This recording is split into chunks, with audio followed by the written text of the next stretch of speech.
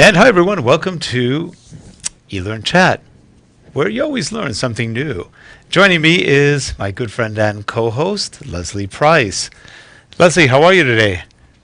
I'm good. At least I'm in the UK, which is not quite as cold as it is in some places in the States. I was saying that I got a phone call from my son this evening. He's in New York on holiday, and he went for a walk in the snow in Central Park.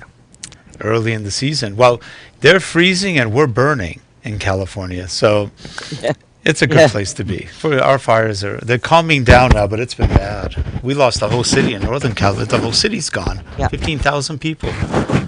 So Dreadful. It's pretty scary. But life moves on. And I'll be seeing Lesley in person for the first time. We have never met in person in February. In mid-February, I am going to be helping out with her at the Learn Appeal booth in London at the Learning Technologies Conference and Expo. That's going to be a lot of fun. And if you haven't checked it out, go see www.learnappeal.com. They do great work. Lesley is heavily involved in that charity, and they wouldn't let her retire, so she's working 4 times harder than she used to now, but for a good cause. This is true. So it works. And we've got a great guest today. We've got with us Clark Quinn. He is with www.quinnovator.com, and we'll talk about what he's been up to. It's been a while he's been on the show, and Lesley's a good friend. We all know Clark, and let's get going.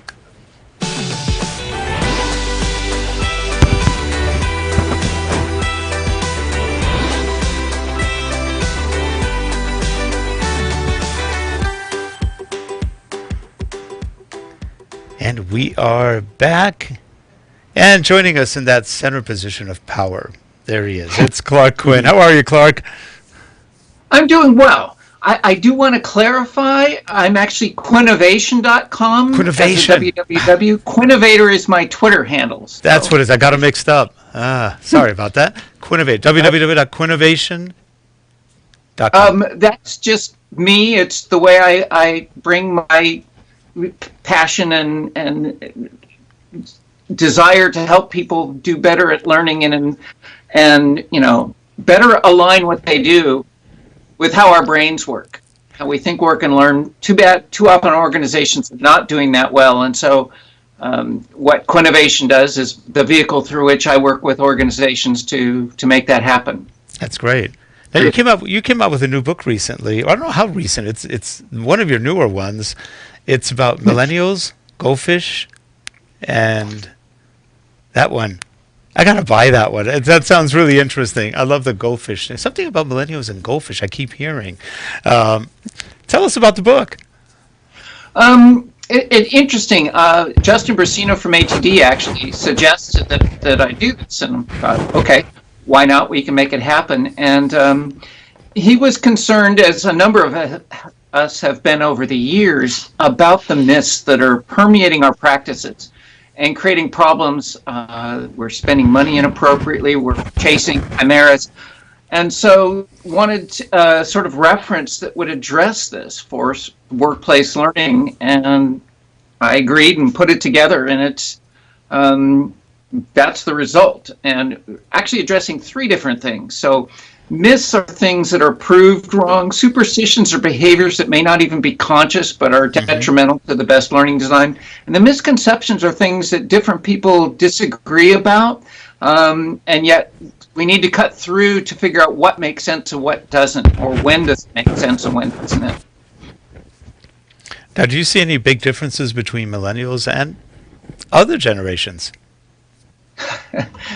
That's one of the myths. So it appears that way, and people think that it's different, that think the generations exist, but the evidence is it doesn't. At least that's not a good way to categorize the behaviors we see. What we find is that it's kind of arbitrary. Even different people have different places at which they say where these break up, and the evidence is that generations don't really differ on things that matter, like what they care about in the workplace. What we see is young people doing things differently than old people. Like, young people want certification, older people don't care. That's because young people haven't got the experience yet to point to, and older people saying, I can point to what I've done. Right. So it ends up being about age and these arguments. We've heard back from ancient Greece, oh, young Yes. people don't care Yeah. about anything, about Yeah. the importance of society anymore. Yeah. So this isn't anything new, and it's not really a useful way, and it ends up being a mild form of age discrimination. Oh, well, you're this, so we're going to believe this about you. Let's talk about the individual. Yeah, as a boomer, and you're probably a boomer too, I'm not sure, but as a boomer, I remember growing up, and we had tons of millennials in those days, so I can't say we didn't. So what's the difference? It's just, you can blame someone because it's easy. And then, like you said, from there, the myth perpetuates and just continues and gathers moss and speed, and now everybody thinks millennials are useless. And, we've worked with many millennials, and I disagree. I mean, we've got Harold right in here. He's running the show right now. He's technically a millennial. He's 27, 28, 27, right? One of those. He doesn't know his age, but however, he's...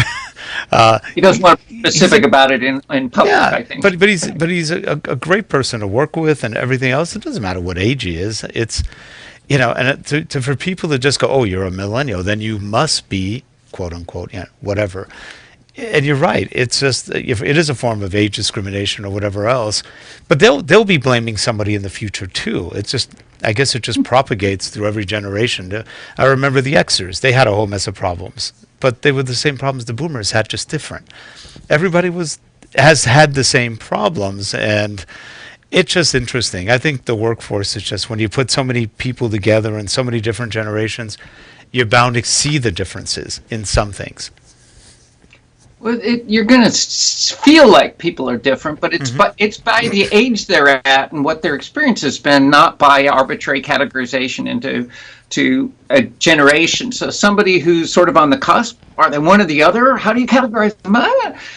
Deal with them as the individuals. There are millennials who are horrible with technology. There are baby boomers who are great with technology. Yeah, it's arbitrary. Yeah.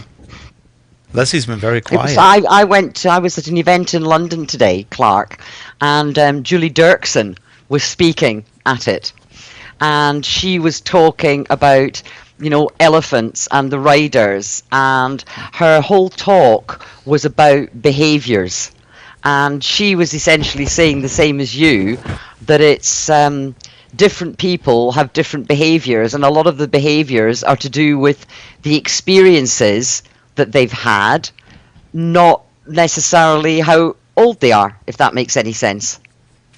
It does. And I mean, it's easy to say, people in this generation, they were all latchkey kids because more mothers were working or something. We had a lot of latchkey kids at my age. And it's much more individual. I would suggest, people who were interested in fantasy or role playing or science fiction have more in common across the ages than they do with others of their own age, potentially. So I just think it's mistaken. And Julie's right, and she's great, and she's another great one who is a great translator of research into practice. That are the people who can help us cut through these myths and make sense of what we should be paying attention to. It's interesting because when I was at university, I actually studied, I did marketing and economics, and one of the subjects that I studied for a whole year was consumer behavior, and that was what I was really, really interested in. And the professor in charge of the dean in charge of the school actually wanted me to stay on and do a Ph.D. in consumer behavior.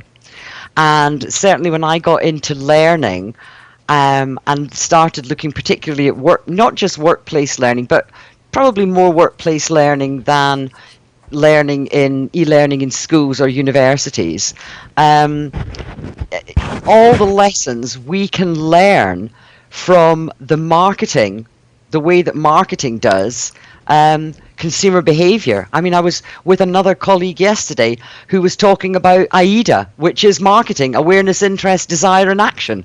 That is a marketing terminology.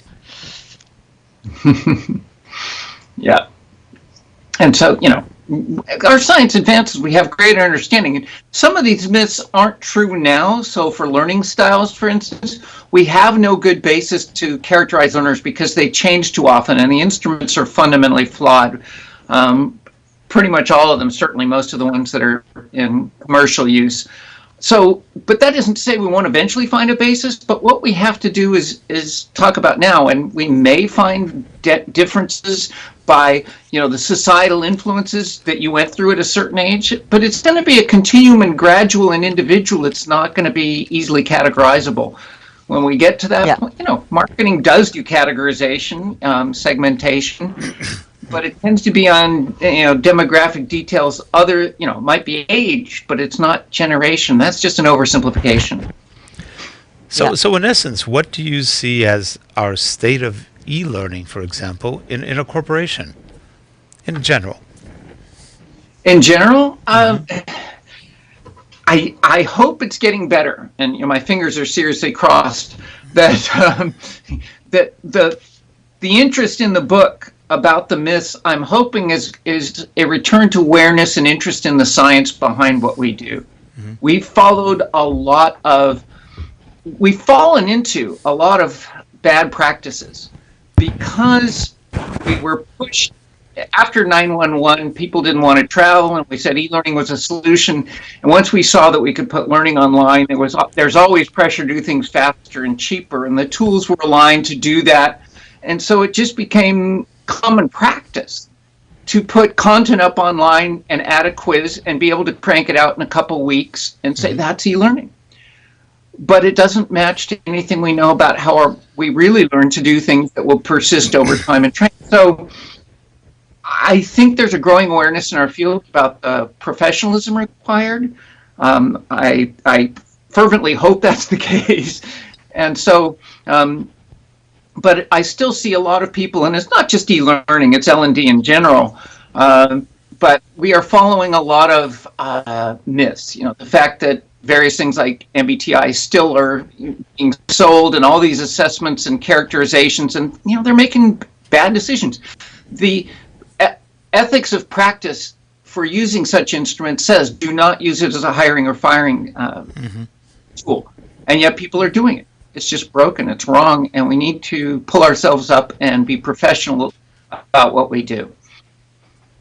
It was Donald Clark was also speaking at the event today, and I'm trying to remember what he said, because he was saying, he's such a funny, he's got such a sense of humor, and he was debunking a lot of the myths that are around research, the assumptions. It's a bit like when I was, my first boss told me that to assume makes an ass of you and me.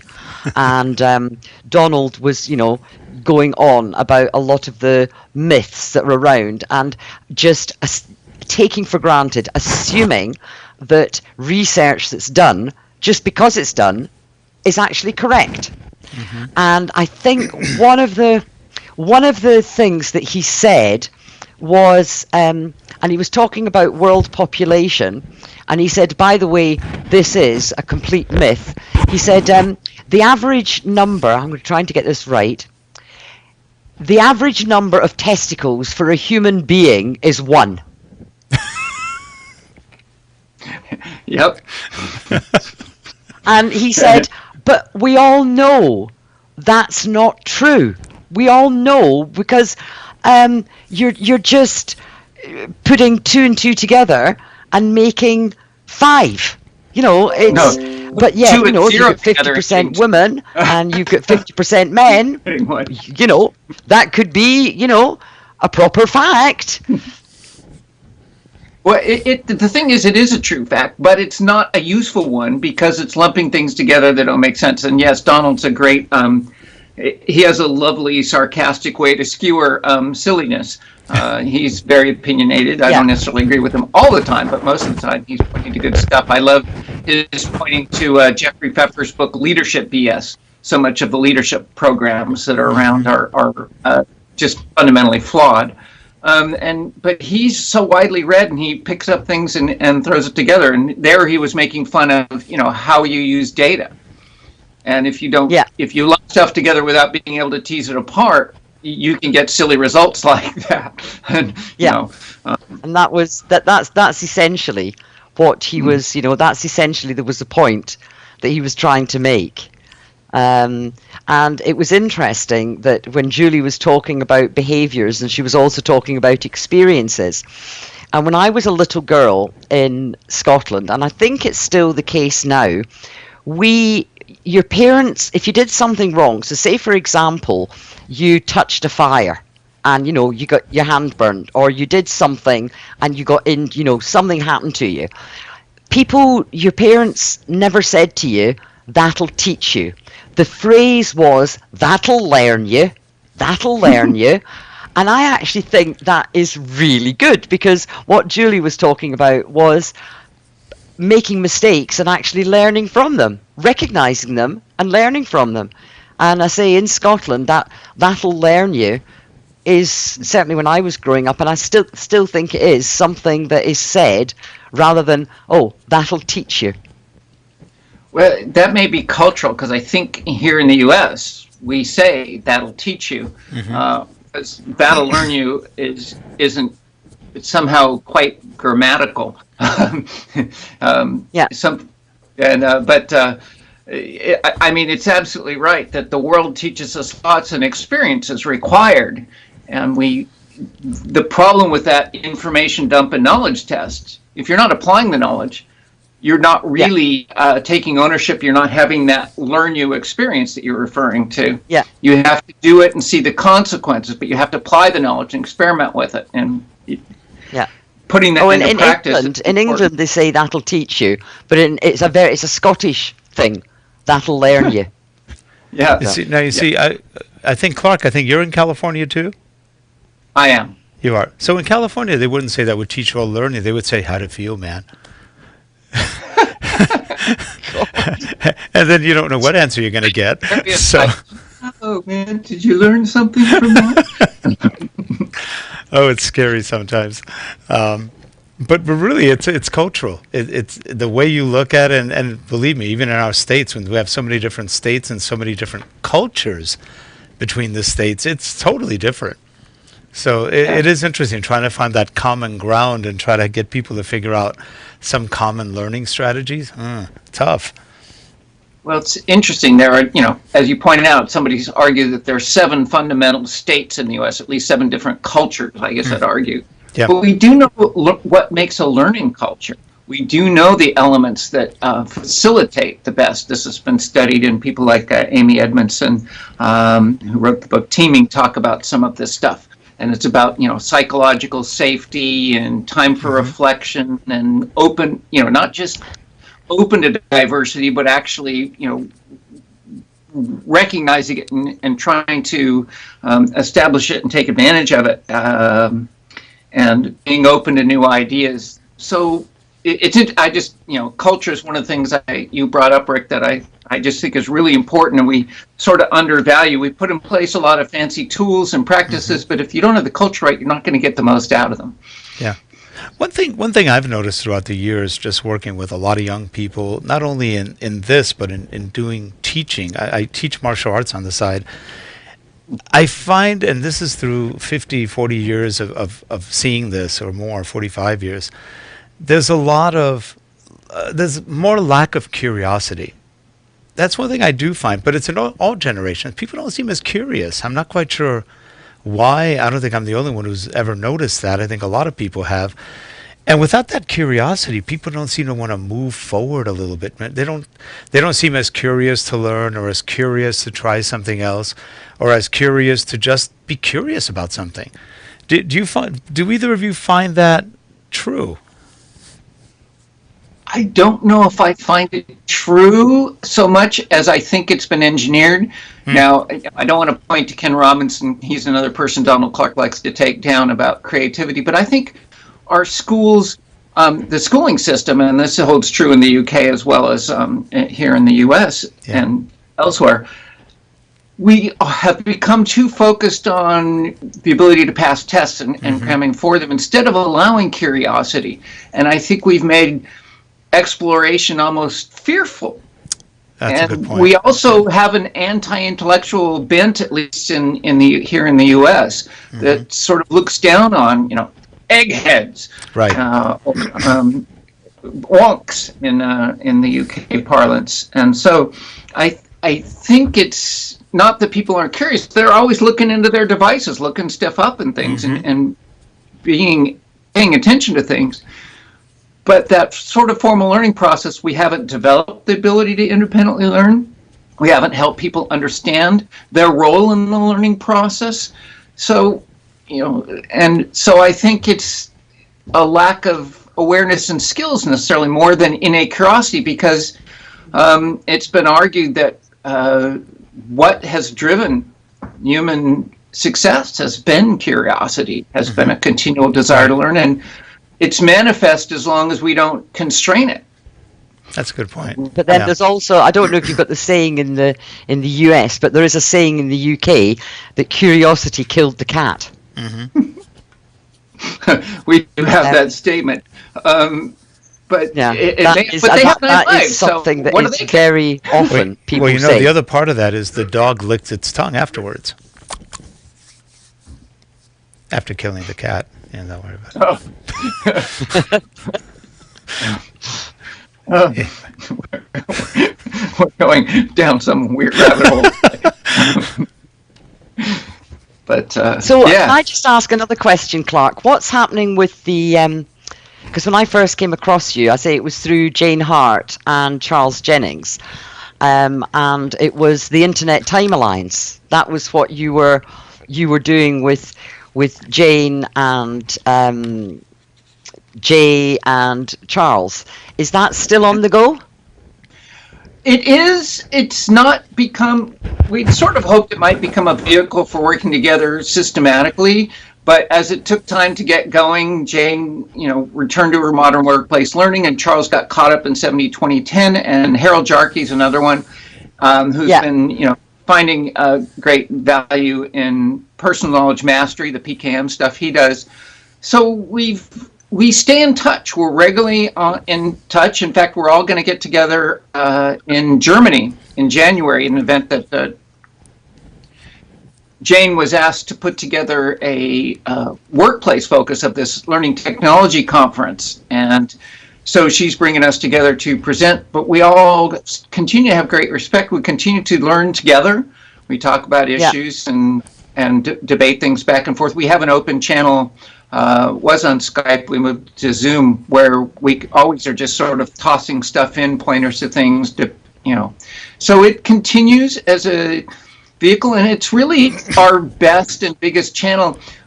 The reason we came together, Jay had come out with this landmark book, Informal Learning, and it really was an important banner raising about a different way of thinking about how learning can proceed in organizations, and should.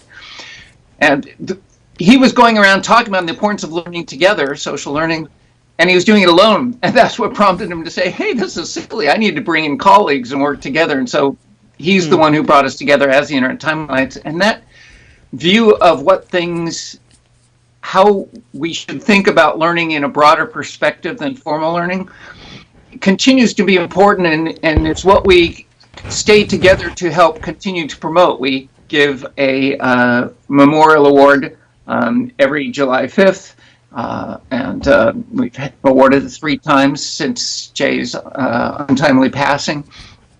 Yeah. And it's to promote those ideas that we think are really important and gradually are being recognized as that, formal learning is helps develop optimal execution when combined with performance support. You put those together, but that's only going to be the cost to entry going forward. And what's going to help organizations thrive, and not just survive, but thrive, is going to be continual innovation. And that comes from informal learning. It comes from people working together in different ways than courses. And so I think there's a really important value proposition to organizations for L&D to carry forward, to say, we are not just taking people away and doing things to them and bringing back, hopefully, change. We're going to be in there helping the organization flourish and learn together. and I don't think there's anybody else who really should have better ownership than L&D if they begin to take the professionalism and begin to get their minds around learning science, and not just formal learning, but how we work and play well together to generate the ideas that will make a difference to organizations going forward. Yeah. Yeah. Makes sense. Makes sense.